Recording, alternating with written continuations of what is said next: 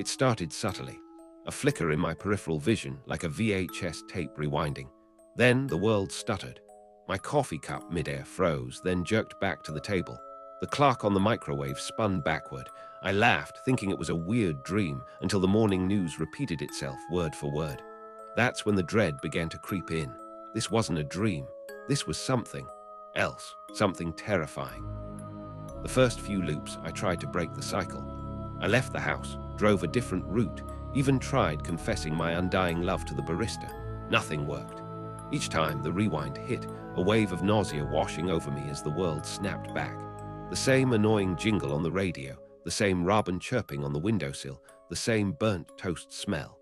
It was like being stuck in a cosmic microwave, reheated again and again, but never quite cooked through. I began to experiment.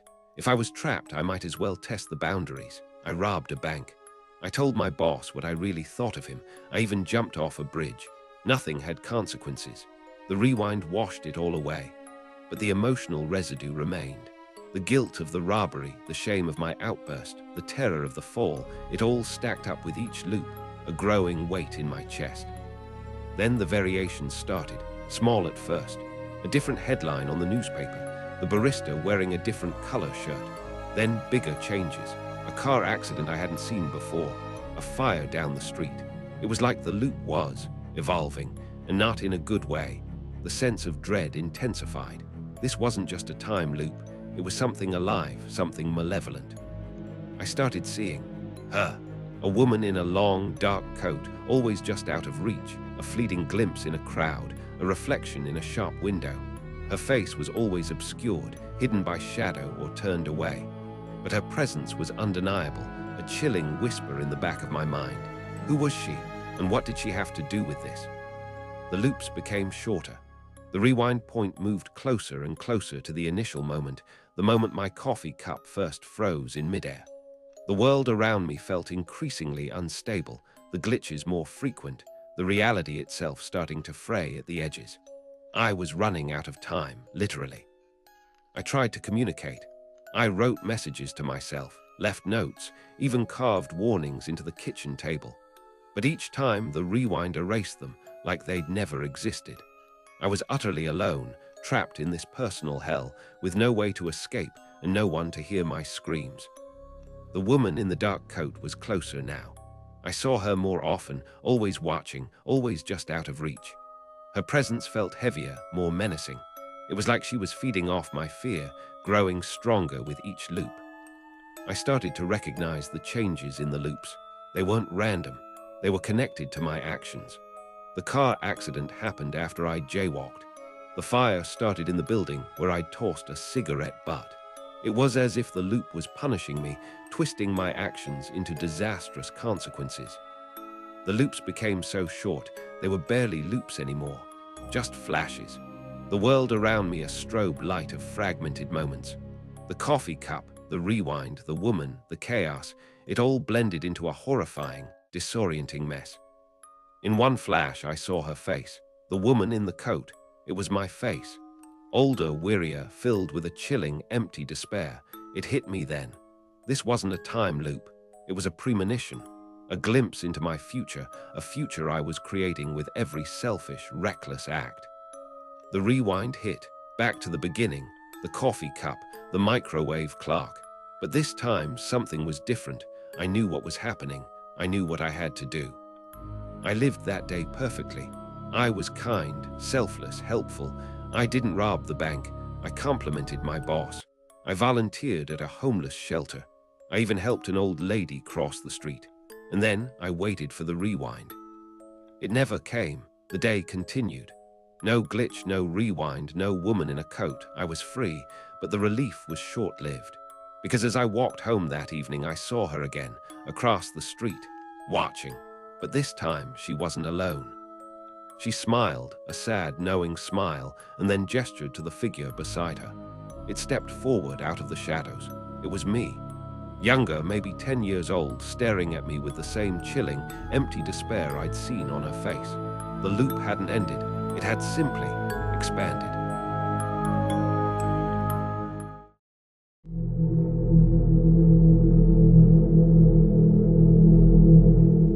woke up to the shrill shriek of my alarm clock, 6:00 a.m. sharp. The same dull ache in my lower back, the same faint smell of burnt toast from yesterday, or was it today? It felt familiar, like I'd lived this exact moment 1,000 times before. I dismissed the feeling, blaming a restless night. But as I went through my morning routine, the unease grew. I decided to test my theory. I deliberately left my keys on the kitchen counter instead of my usual spot by the door. Yesterday, or what I perceived as yesterday, I'd spent 5 frantic minutes searching for them. When I returned home after work, my heart hammered in my chest. There they were on the counter, exactly where I'd left them. A wave of dizziness washed over me. This wasn't possible. I stumbled back, my mind reeling. The next day I tried something different. I wrote a message on the bathroom mirror with my lipstick. This is a time loop. The words felt absurd, childish even. But as I stared at my reflection, a chilling realization struck me. I couldn't remember buying that lipstick. I never wore lipstick, yet there it was, clutched in my hand. When I woke up the next morning, the message was there, staring back at me in crimson letters. My breath hitched in my throat. I was trapped. Days blurred into one another, an endless, monotonous cycle of waking, working, sleeping, and repeating. I tried everything to break the loop. I confessed my deepest secrets to strangers. I performed acts of reckless abandon. I even tried to end it all, only to wake up back in my bed, the cursed alarm clock shrieking at 6:00 a.m. Nothing worked. The loop held me tight in its grip. Then one day I saw her, a woman with fiery red hair and emerald green eyes, sitting across from me on the bus. She wasn't there yesterday or any other yesterday. She was new. Hope flickered within me, a tiny spark in the vast darkness. Could she be the key to breaking free? I gathered my courage and spoke to her. Her name was Ilara. Her voice was like a melody, a stark contrast to the monotonous drone of my looped existence. We talked for hours, and for the first time in what felt like an eternity, I felt a glimmer of something other than despair. Maybe, just maybe, things were finally changing.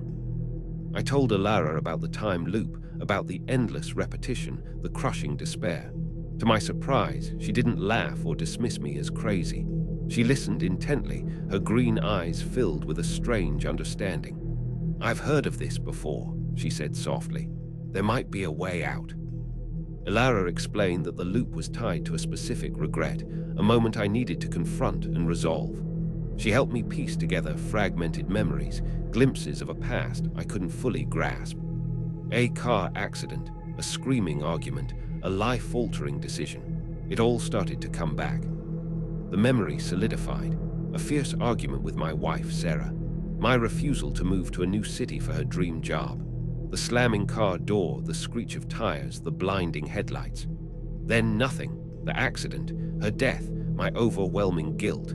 It was this regret, this unresolved pain, that held me captive in the loop. Ilara said I needed to forgive myself, to accept what happened and move on. But how could I forgive myself for something so unforgivable? How could I move on when I was trapped in an eternal yesterday? Following Ilara's guidance, I revisited the site of the accident. I stood there, the phantom screech of tires echoing in my ears. I closed my eyes, picturing Sarah, her smile, her laugh, the way she used to brush her hair behind her ear. And for the first time, I didn't feel the crushing weight of guilt. I felt peace. I woke up the next morning and something felt different. The air was lighter, the sunlight brighter. The alarm clock still shrieked at 6:00 a.m., but the dread was gone.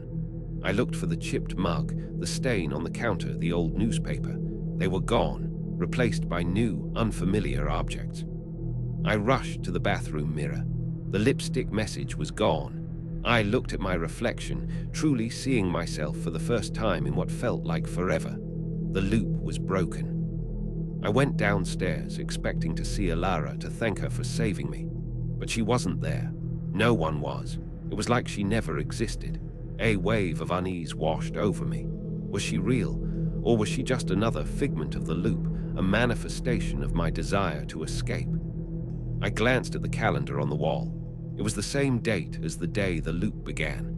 But this time, There was a small, handwritten note stuck to it. 3 words written in red lipstick. Tomorrow never comes.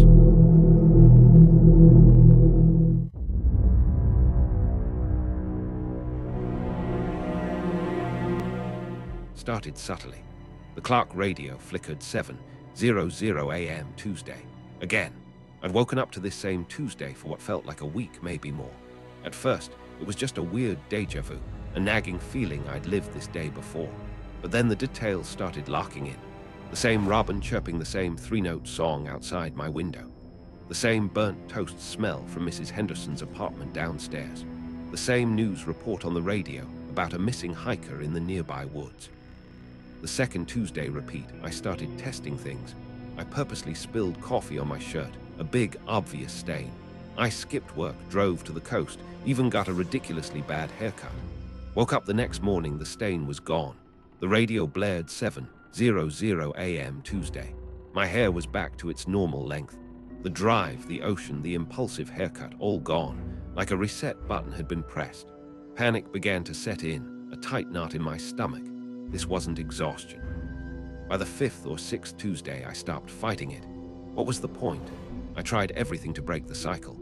Good deeds, bad deeds, it didn't matter. Tuesday would always reset. The same robin, the same burnt toast, the same missing hiker report. I started to feel like a character in a bad movie, trapped in an endless loop.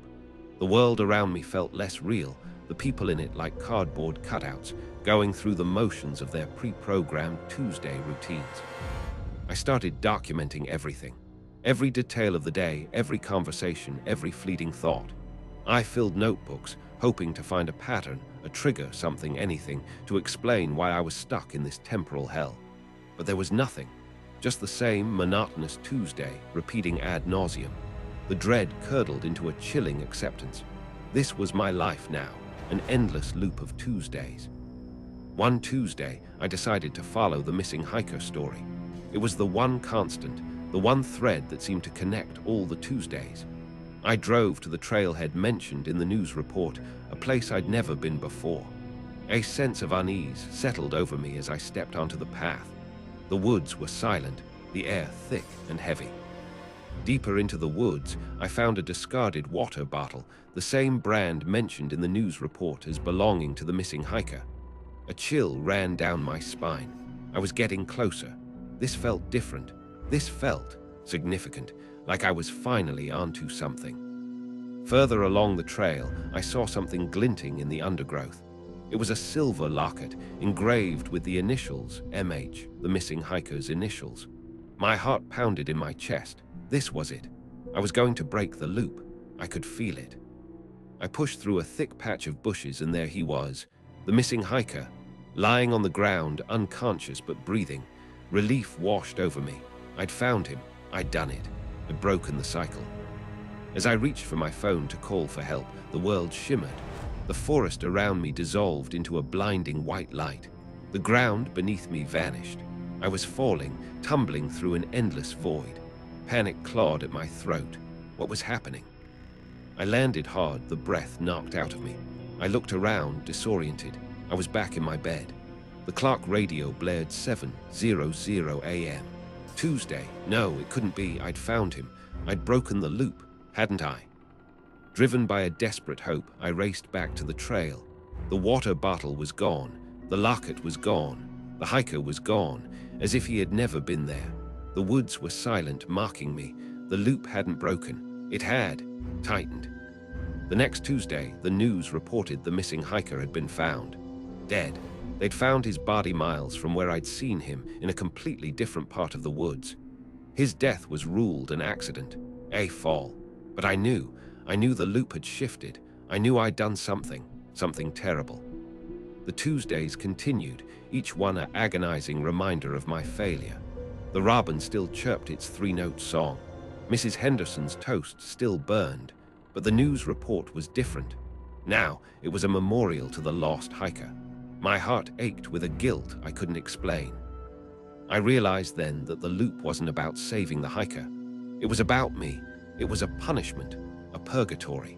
I was trapped in Tuesday's terror, doomed to relive my failure over and over again. And then one Tuesday, the robin didn't sing. Mrs. Henderson's toast didn't burn. The radio reported a different missing person.